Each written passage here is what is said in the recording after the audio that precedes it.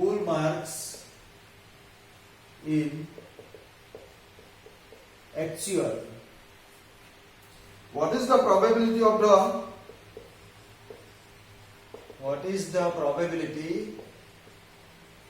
the actual answer books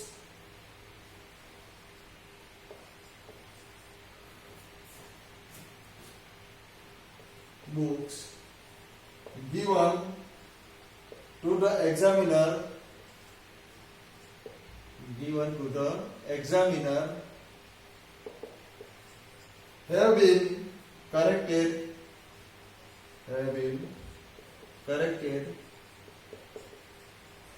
means assessed actual with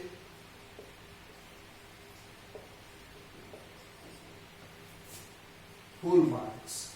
So here, at the first look, you can see that there is some complication in the example, but you can observe, try to understand yourself that the content given in the example are very easy to understand. First of all, you will like to identify the events which are relevant to the problem and what is you are going to find. So now we will denote that solution. Suppose we will give the event A as the answer books which can be given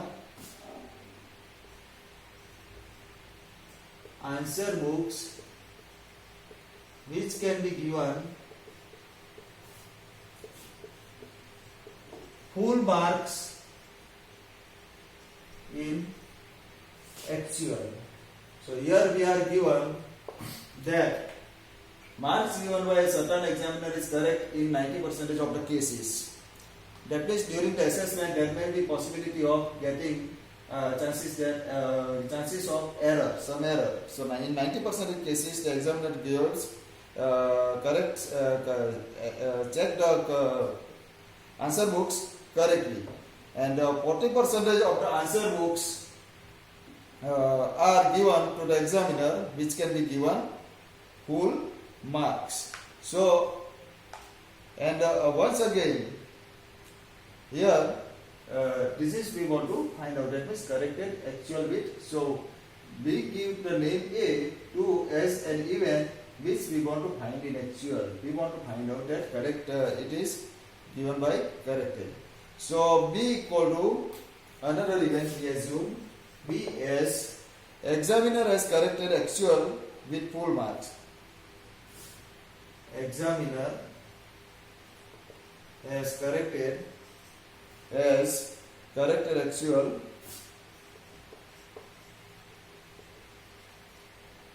actual with full marks.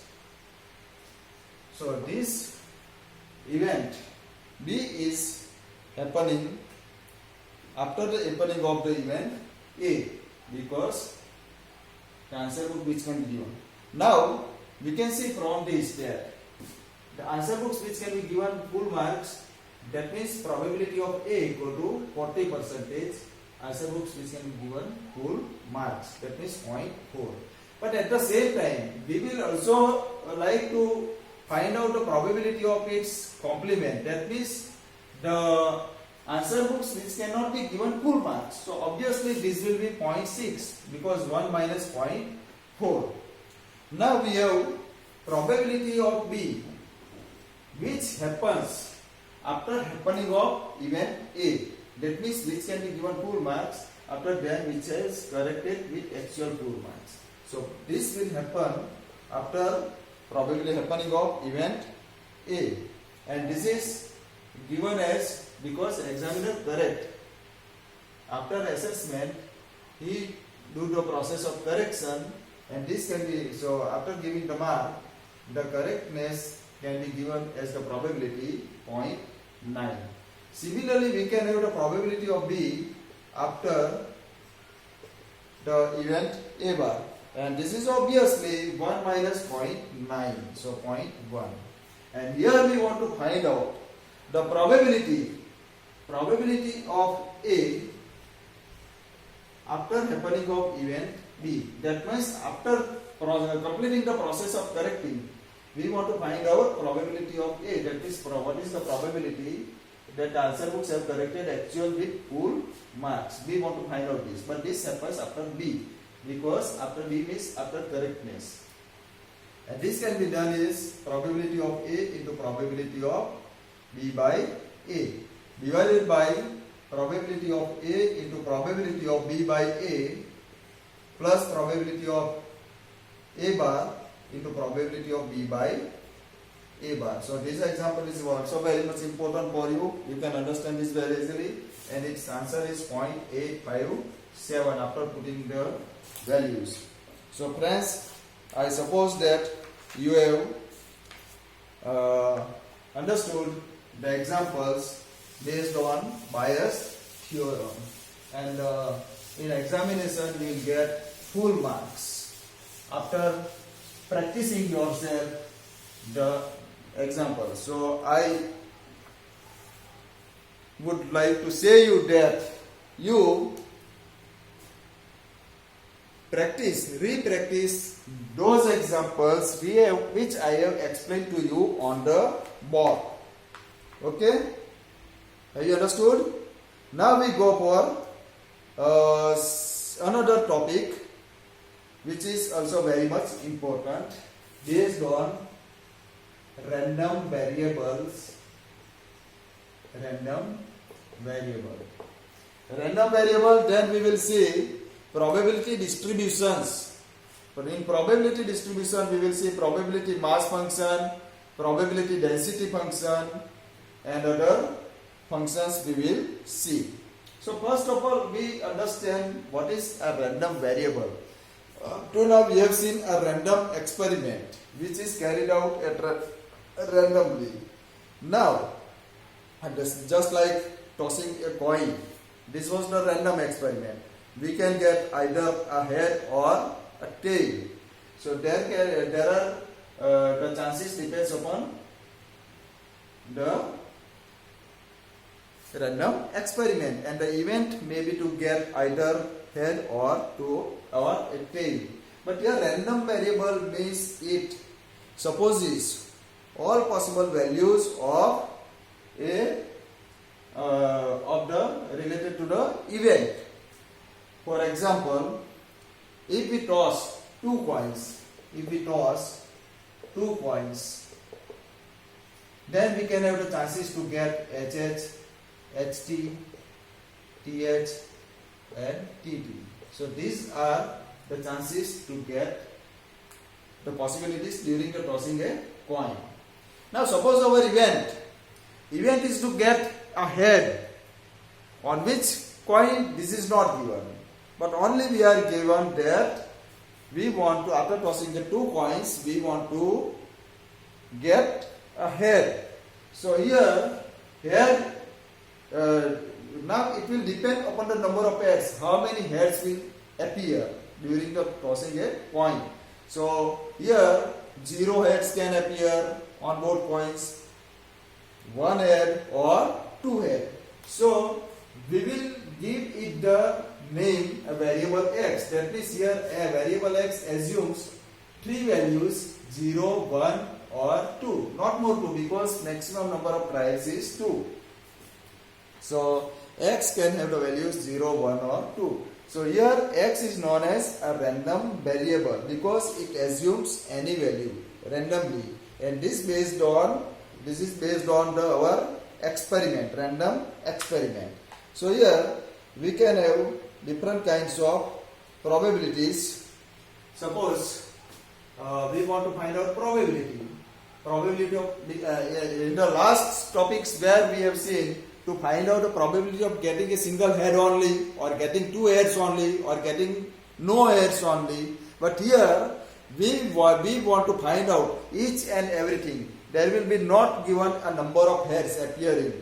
So there can be 0 head, 1 head or 2 head. So every possibilities we want to find out. So each and everything we are involving in the problem, and hence we will call this as a distribution. That means we are considering all possibilities in some distribution form.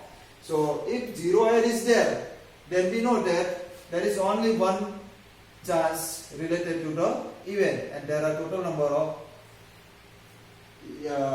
possibilities is 4. So the probability for getting 0 head is 1 by 4. Probability of getting 1 head, there are two chances.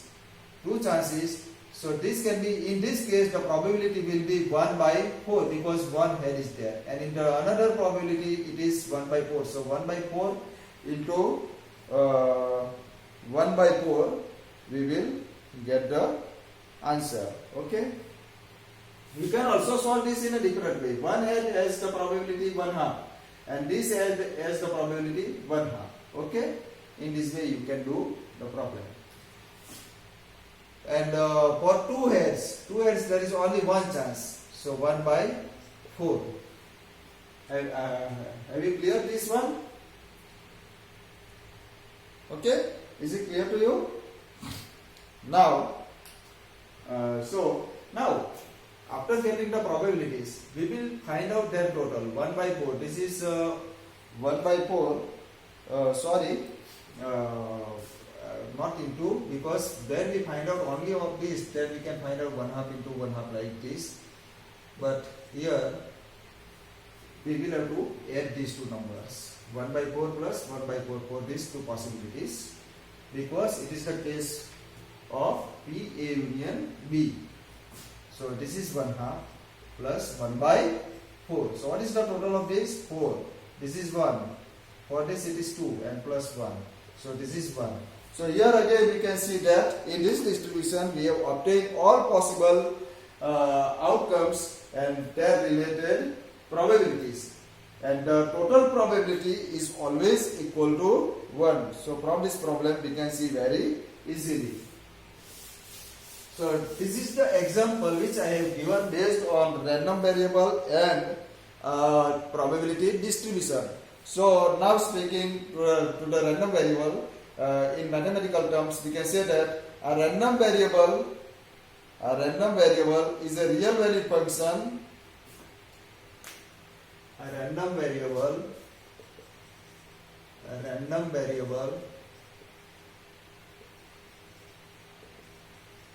is a real valued function defined on a sample space S. Okay. So this is the definition, and mostly we will denote this random variable by capital X. And when we want to find out probability of capital X, then we can write this as probability of capital X equal to small x. Likewise, in the last example of coin, small x may be 0, probability of x equal to 1, probability of x equal to 2. So this is the case, okay, of the random variable. Now we have two kinds of random variables: a discrete random variable, RV. Now in abbreviation form I will write R dot V dot, and a continuous random variable. So we will focus our study now and onwards on these two kinds of random variables: discrete random variable and a continuous random variable. Discrete random variable means the random variable X which assumes the values can be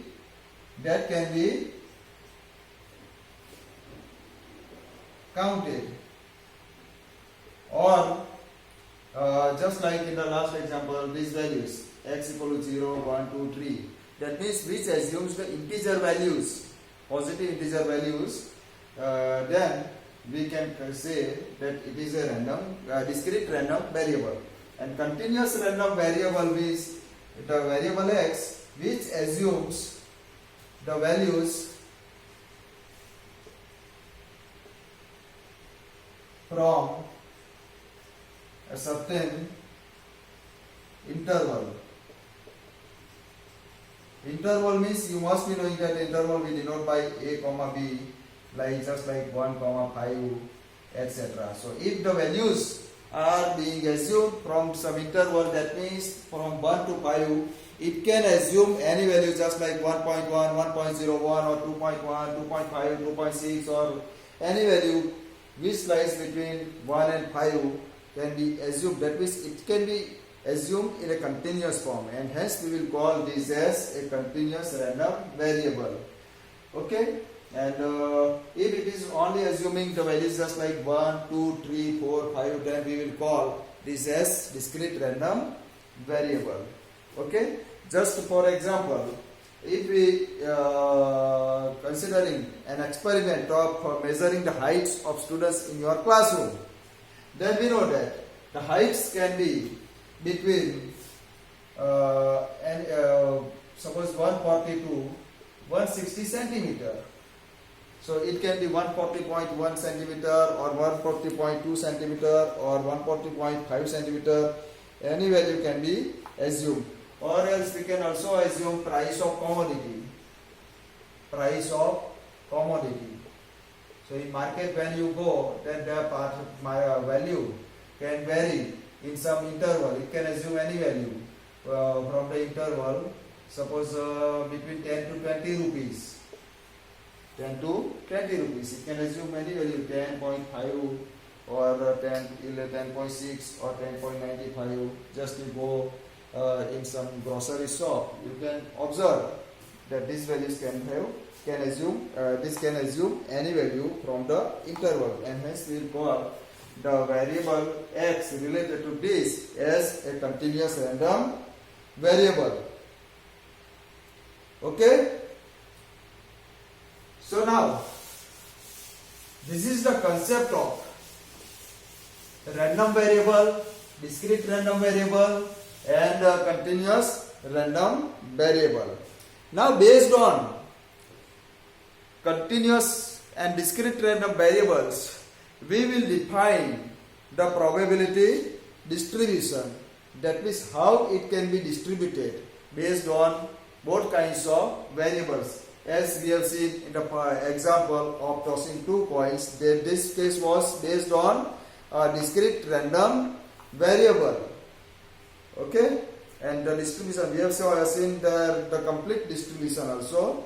So in the next lecture we will see discrete the concept of probability distributions based on discrete random variable and continuous random variable.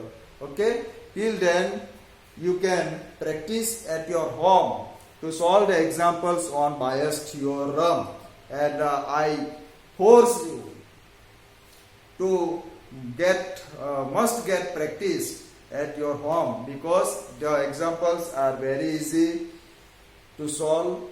Simply you require some understanding from the statement of the problem, and you can get the full marks very easily, because there is no more calculation is required, no complicated calculation is there. So thank you.